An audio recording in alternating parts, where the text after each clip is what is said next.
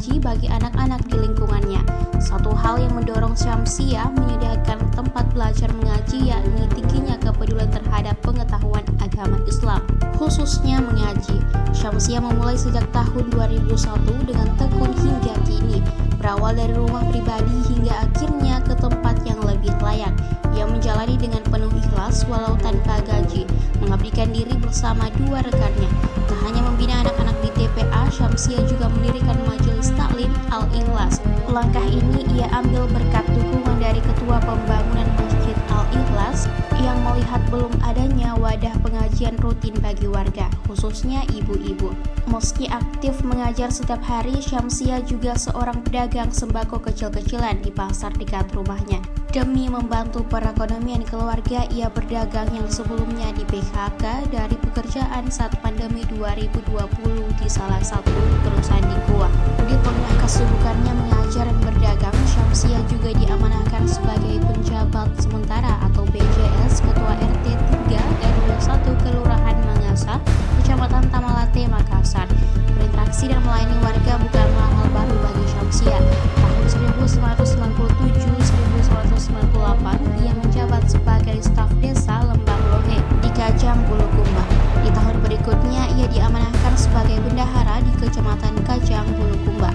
Sejumlah program kerja dijalankan Syamsiah sejak memulai masa jabatannya Maret lalu, mulai dari kerja bakti setiap hari Jumat, jaga malam di posko keamanan setiap hari Sabtu malam, dan mendukung program posyandu sebulan sekali. Seringkali ia menerima keluhan warga terkait iuran sampah yang masih ditagih. Syamsiah memberikan penjelasan yakni tagihan tersebut merupakan akumulasi dari bulan Maret hingga Mei.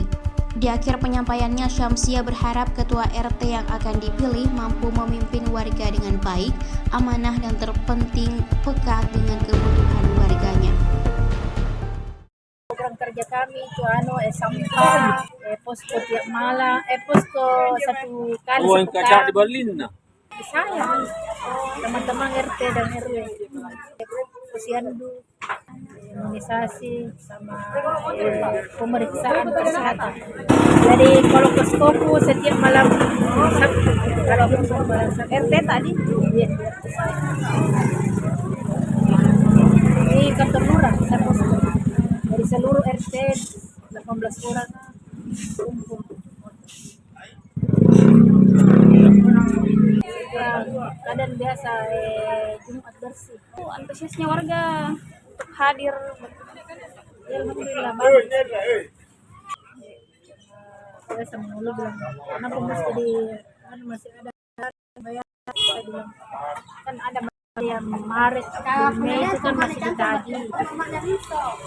Dibukukan itu Maret. Jadi itu yang lama itu tidak bisa memang menagih lagi, jadi kita yang baru lagi.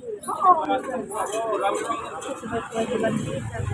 Download Tribun X sekarang, menghadirkan lokal menjadi Indonesia.